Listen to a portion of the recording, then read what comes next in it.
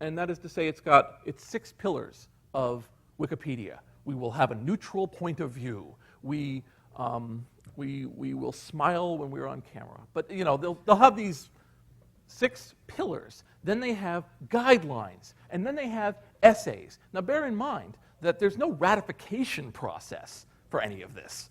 You simply say, I believe that this should be a policy. WP Beans, don't stick beans in your nose, which means don't suggest things that will cause other people to want to do them. So if you put in something on Wikipedia that says, geez, this reminds me of that time that somebody sat back and waited till the end of the discussion and then did this, that's called sticking beans in your nose. W.P. Snow is the heinous belief that if enough people at the beginning of a debate sway in a certain direction, it is no longer kosher to discuss this situation because it is obvious what the outcome will be. That's just simply a guideline, but it's treated as a policy, as a pillar. In fact, the pillar, the policy, the essays are all open to editing. And if you go to them, you'll find that they're still able to be edited, which means you could be following the rule to a T, except that's last week's rule. This leads to something which I call information fashion in a collaborative environment. In an information fashion or information fad, certain ways of looking at information are presented so that people say, that's really cool. It's really cool that you can always refer to this person by their degrees. It's really kind of neat. You say, well, this person, this doctorate. So you say, well, this guy's a doctorate. This guy's a master's. And then other people come along and say, but that's not everything they did. What about this other person who doesn't have a degree? And then people say, well, no, that's not what we're into right now. It sounds kind of odd and unusual, but it's certainly been the case. There have been cases where there have been rashes through Wikipedia. There was a reading of Wikipedia, and this is an interesting belief too. Wikipedia is now abutting against reality, and by reality I mean 2257 modeling requirements and the ISP safe clause, both of which apply to it. In the case of the safe clause, not at all, but it does apply to it. The ISP safe clause says that if you're an ISP, the fact that this massive amount of porn is going through you is not your problem, because you are a service. You're not negotiating things. This is why phone companies don't get prosecuted every time someone commits a crime by calling somebody in a bomb threat. It's a safe harbor protection. Wikipedia claims it has it. That is bullshit. You can't edit Wikipedia and have control over your content and tell people what to do and jump in on things and then go, oh no, but we actually don't know anything that's going on here. That's going to screw them. It's a matter of when, and it's a case of any person can violate it by simply stepping on immediately.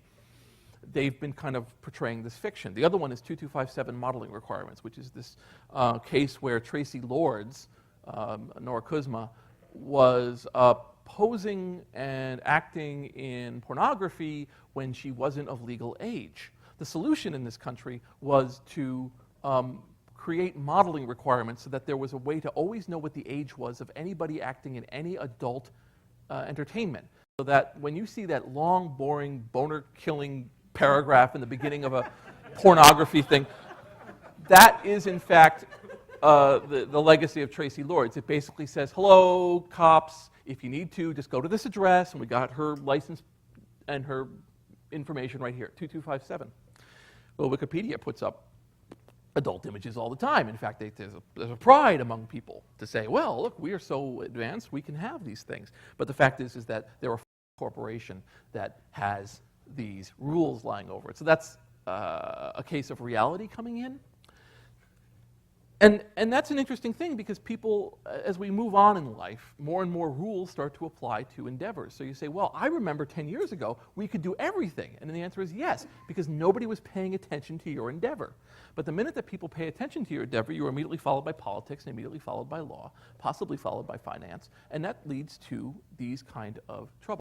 Something to keep in mind if you work in whatever comes after Wikipedia or work in things that are also going on in Wikipedia.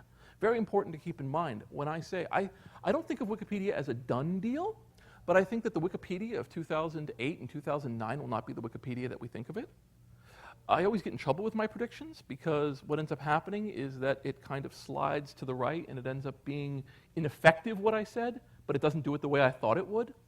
Like I was sure that it was going to separate out Wikipedia user pages from Wikipedia because it was such a pain. What they did instead was apply unbelievably draconian measures on random swaths of users until eventually many were driven into different areas of blandness so as not to do it. And there was a great pogrom and all things were bad and Night of Broken Glass.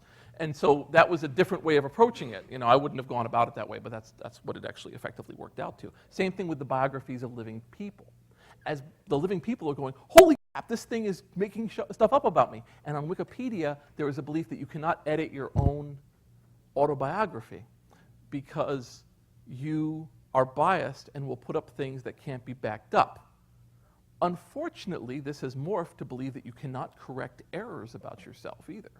That counts as editing. You know, if you're like, I really only have one head. Well, you know, big problem for you. Don't take it on the talk page. I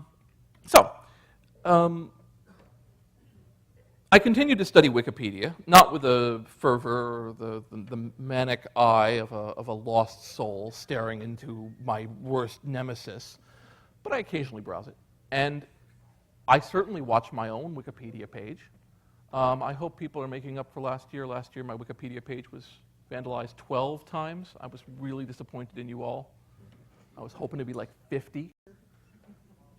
But okay, anyway, so you have to sit there and you have to watch things. Now, Wikipedia has made up for this in some way. There's RSS feeds for various articles, so you can watch the progress of an article as it becomes more shitty. And so, you know, there's that advantage that you can immediately see the changes, but it's actually fascinating to watch. Now, I conducted an experiment on Wikipedia. Now, that's always the first 5 words to getting banned, but I'll mention it anyway. Because what the heck.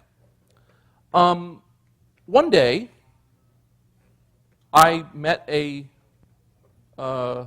character, he was in my mind at the time, who decided to log onto Wikipedia and post pictures. Pictures he had taken, I might add. He had been generating content. Nothing he has done has ever been deleted off of Wikipedia. He has constantly sent pictures up to Wikipedia with really horrible names. Really inappropriate places. But what fascinated me about this little experiment, because it was just a little experiment, none of the stuff was inaccurate. It was what it said it was. But were people paying attention to what the metadata said? You know, if a gas company has a horrible slogan in their web page, does it stay? And the answer is yes.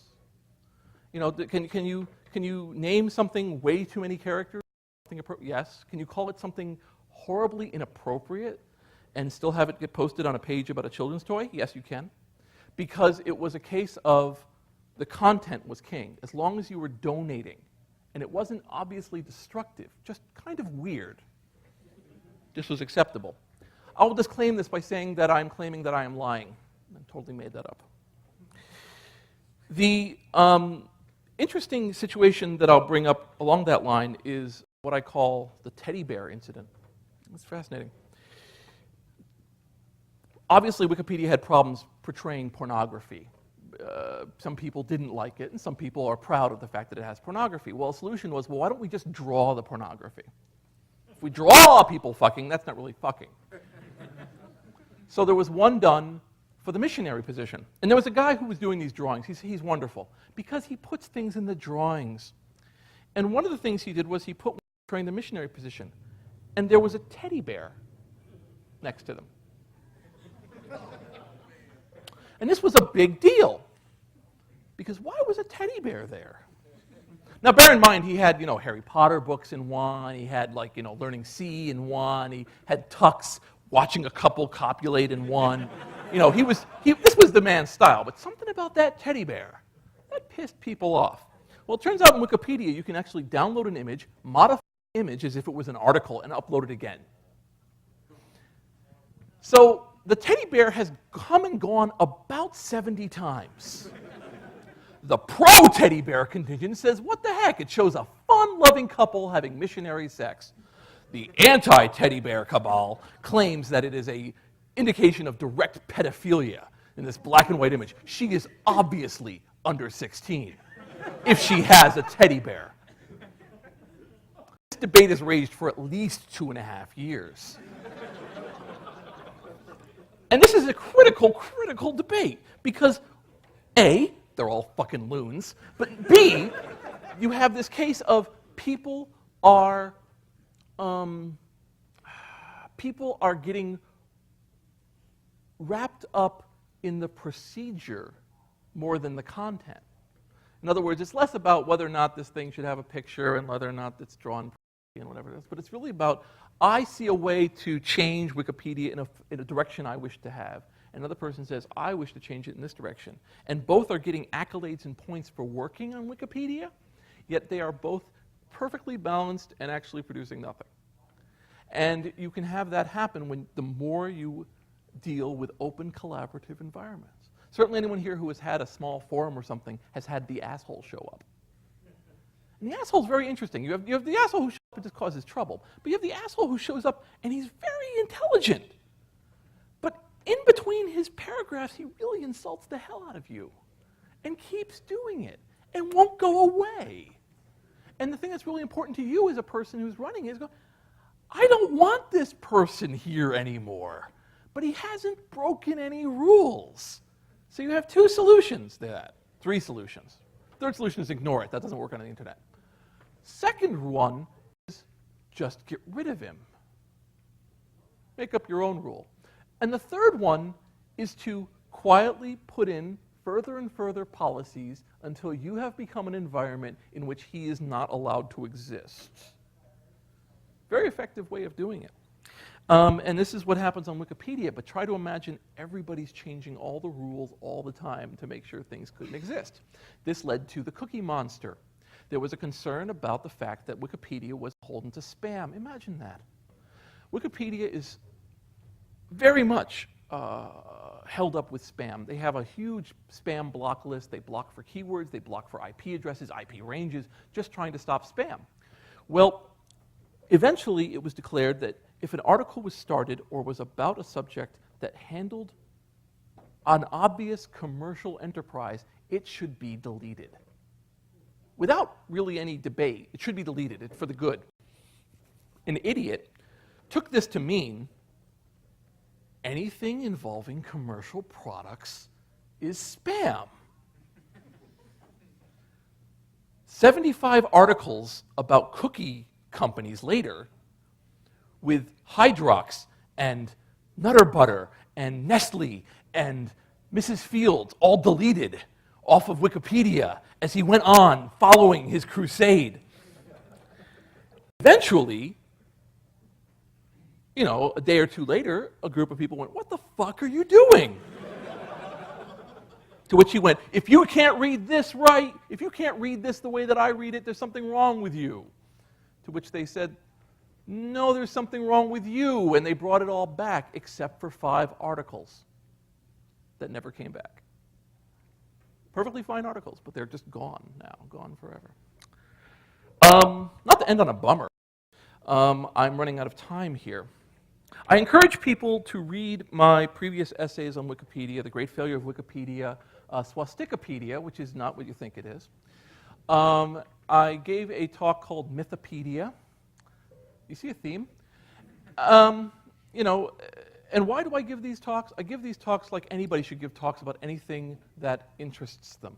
The only way to encourage people to change is not to run headlong in, join the fray, put on your cap, and be another singer in the cult and think that, oh, this way I'll become the head cult master and then I'll change things.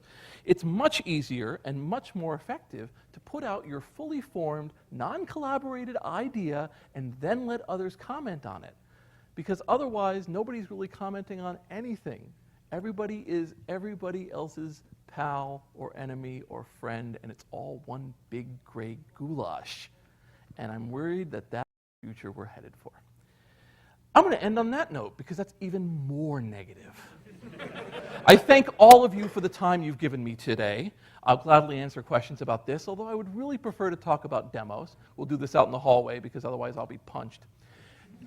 I believe we have ourselves another talk coming up. What time is it now? What time we got? Oh, come on. What? 10-2. All right, I'll take 2 questions. Go ahead, very quickly. Yes, Nick.